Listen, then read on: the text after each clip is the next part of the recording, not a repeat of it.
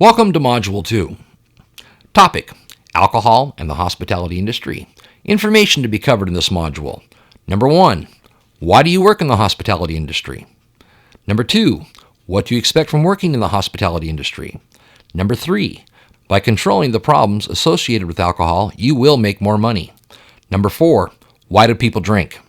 Number 5, what problems do you see happening from alcohol consumption? I want to ask you a question. Why exactly are you in the hospitality industry? By working in the hospitality industry, I am referring to all restaurant or bar jobs where alcoholic beverages are sold to people for consumption on premises, or any job where alcoholic beverages are sold to people for consumption off premises. Before we went online, we developed many classes in Classroom, and here's the answers we got at every class. Because I'm going to college right now and it works around my schedule. I like waiting on tables because I love working with people. Personally, I do it for the tips. Because I work part-time and I make full-time wages. Why do you wait on tables? Money, of course. Interesting people. I just like meeting people. I like using people skills that I got. We love the people we work with, and we're the life of the party. I like working with people. I like making good money, flexible hours, all the above. Because I love the atmosphere and I love food. For the money. Money, hours, and music. Simple. I don't know, it's not sitting behind a computer desk and being bored all day. I work in there because I make good money. It's an easy enough job to do while you're in school. Because it's a fun job and I love working with people. The average liquor split of an establishment is 22 to 25%. That's food sales versus alcohol sales. That means 22 to 25% of the tip in your pocket will come from alcohol sales, because people like their alcohol. Ever notice how they freak out about dropping $8, $9, $10 for a nice big beautiful cheeseburger and fries? They got no problem dropping $9, $10, $12 for a cocktail, because enough of those and they're going to become a better dancer. Hey guys, how you doing over here? Excellent. What is the most expensive thing to keep the doors open of any restaurant or bar? What do you hear your managers and owners say to you most about? I'm going to guess it's going to be get off my clock, the payroll. Well, the most expensive thing to keep the doors open of any restaurant or bar is the same thing that will cost you most as a server. It is called an empty chair. The number one reason people do not return to establishments is poor service. Let me ask you a quick question. What is the end result of good service? 2 things happen. 1, the guest comes back, and number 2, you receive a better tip. Let me ask you a question, and be honest with yourselves about this.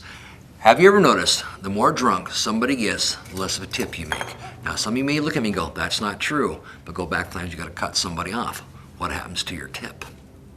And I'll be honest with you, when I first started serving alcohol, my automatic assumption was if people got toilet hugging, fall down drunk, they're going to leave the dollars on the table as they slid down. Because most of them told me they're going to tip me well. It's like, oh, we're taking good care of you. We like you. That's the death knell. They get up and they leave, and they leave you 50 cents. Like, gee, that's a half a phone call I can afford.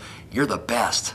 My point is this: if you control the problems with alcohol, it is a form of better service, and I really do believe that. Not because of what I do for a living now, but way back when I was waiting on tables, I got that concept, and I'll tell you when it really hit me. I was waiting on a party of 6 businessmen, and these guys were on the corporate account. Now that would generally mean ka-ching, it's not coming out of their pocket, they're laying that tip down. In fact, I had banked that big tip in my mind because these guys were loving me. Well, they ordered one more round. So when you question it, you go, all right, guys, I like you. Brought them out that last cocktail. They finished it. They're not laughing and joking anymore. They would like their check, please. Brought them out their tab. Now it's a whole lot more than they thought it was going to be. They're over their budget, and whose fault was that? That's right, it was mine, and they told me all about it. It's like, you should tell us how much these drinks are. You're a big boy, figure it out on your own. They left me an 8% tip. That last round cost me money out of my pocket. Not only does this ring true in an on-sale establishment, it is also true in an off-sale premises.